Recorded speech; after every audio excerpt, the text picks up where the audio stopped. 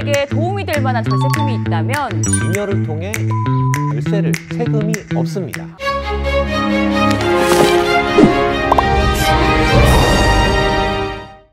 금융에 대한 상식을 넓혀드립니다. 재테크 톡톡 진행을 맡은 삼성증권 아나운서 장현재입니다. 요즘 해외 주식 거래 많이 하시죠? 워낙 핫한 종목이 많아서 주식 좀 한다 하시는 분들은 해외 주식에 눈길이 안 갈 수가 없는데요. 그래서 오늘은 바로 해외 주식을 매매할 경우 꼭 숙지해야 할 양도세에 대해서 알아보려고 합니다. 오늘 해외 주식 양도세에 대해 자세히 설명해 주실 삼성증권 세무전문가 이승준 세무전문위원 모셨습니다. 위원님 안녕하세요. 네, 안녕하세요. 삼성증권 이승준입니다. 최근에 해외 주식 거래하는 분들이 참 많아졌습니다. 증권사를 통해서 간편하게 거래를 할 수 있으니까 예전에 비해서 거래량이 많이 늘었을 텐데요. 그런데 국내 주식이랑은 다르게 해외 주식 거래할 때 세금이 참 중요하죠? 네, 맞습니다. 해외 주식에서 발생하는 소득은 두 가지로 나눠볼 수 있는데요. 투자한 회사로부터 수령하는 배당금에 대한 배당소득, 해외 주식 거래할 때 매매 차익 등 양도 차익에 대한 세금입니다. 특히나 매매 차익에 대해서는 세법상 양도세 부담이 따릅니다. 오늘 이 시간에는 양도세 세금 계산법, 세금 신고 납부 방법, 그리고 세금을 줄이는 절세 방법까지 알아보도록 하겠습니다. 네, 오늘은 완전 양도세 종합 특집편이네요. 그럼 먼저 양도세 세금 계산법부터 알아볼까요? 네, 매수가보다 높은 가격에 매도할 때 우리는 양도소득세를 부담하게 되는데요.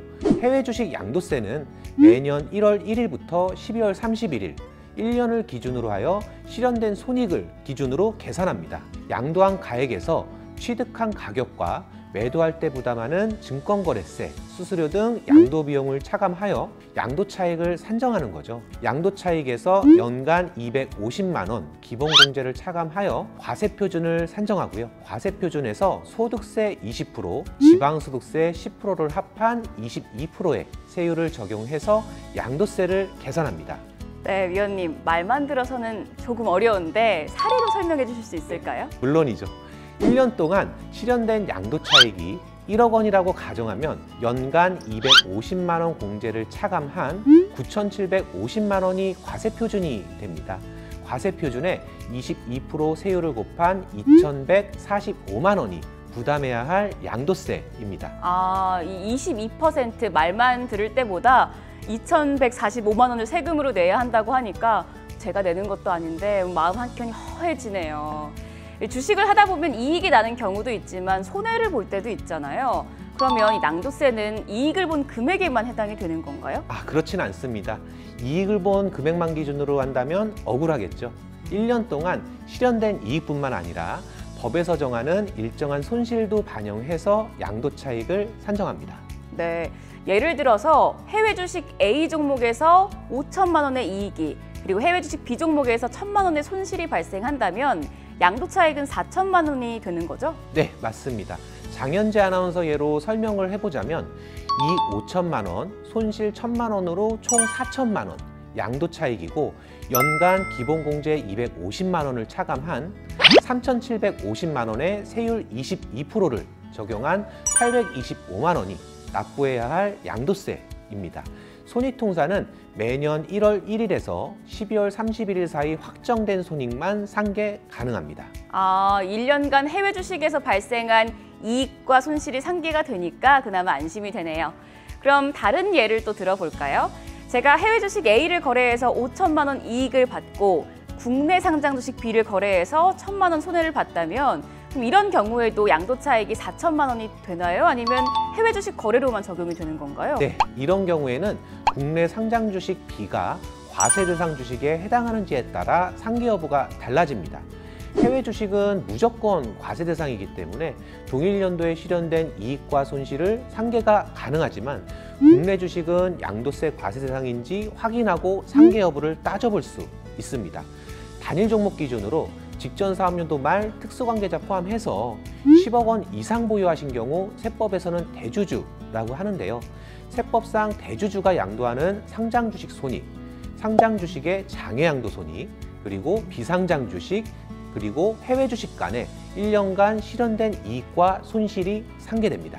네, 결국 내가 보유하고 있는 주식들이 과세 대상에 속하는지 잘 파악하고 있어야 양도세 계산을 정확하게 할 수 있겠어요? 네, 다시 한번 표로 정리해 보겠습니다.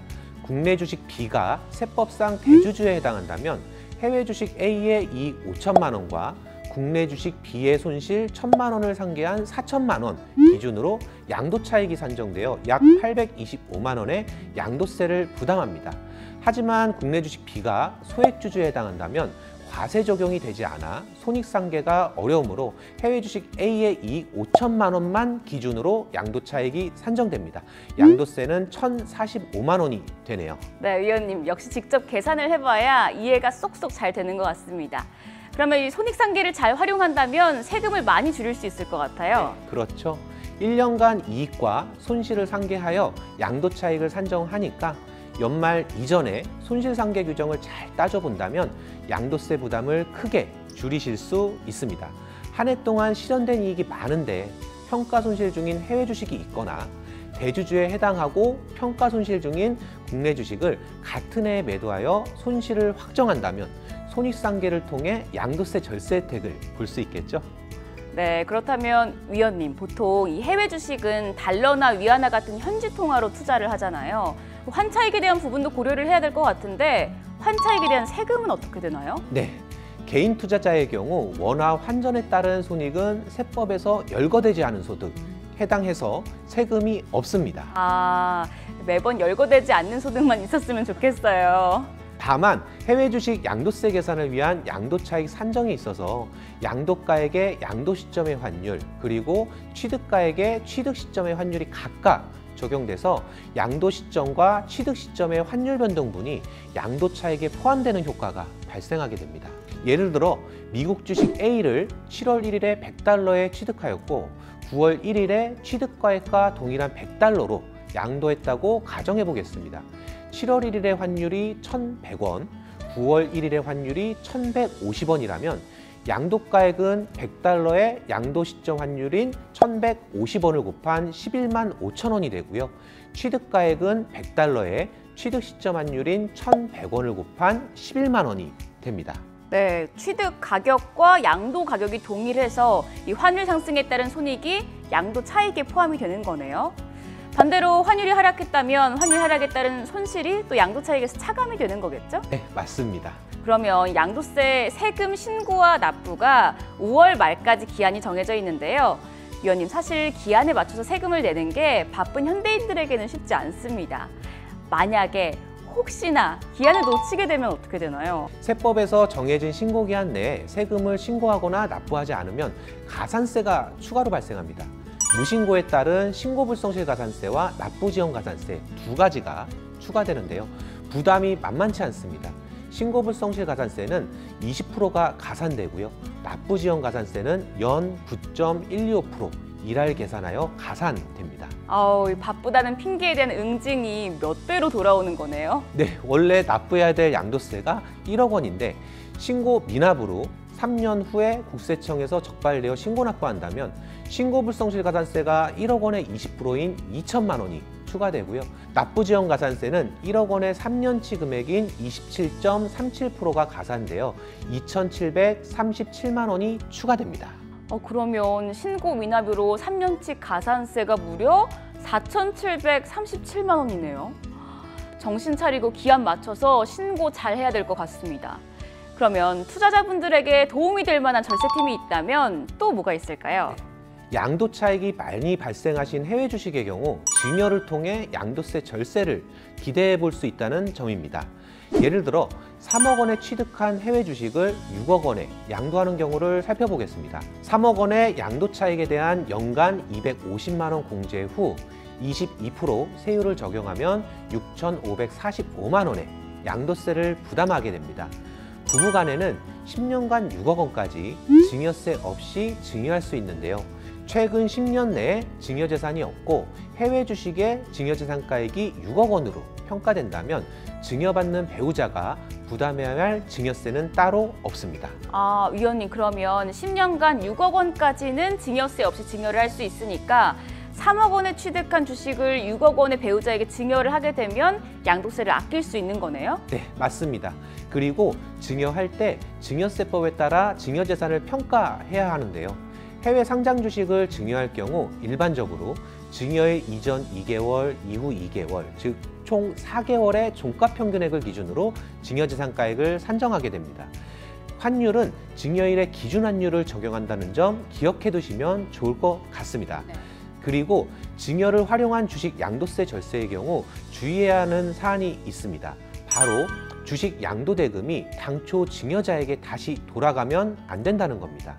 만약 증여자가 수증자의 양도대금을 가져가는 경우 세법에서는 부당행위로 판단하여 증여거래의 효력이 상실되고 당초 증여자가 양도한 것으로 보아 양도소득세가 부과됩니다. 절세 팁도 잘 활용하면 절약의 효과가 있지만 잘못 사용하면 독이 된다는 사실 잊지 마셔야겠습니다. 증여를 활용한 양도세 절세 방안은 10년 내 증여 여부, 주식 평가 방법, 거주자, 비거주자 여부, 그 밖의 개인별 상황에 따라 고려해야 할 내용들이 많습니다.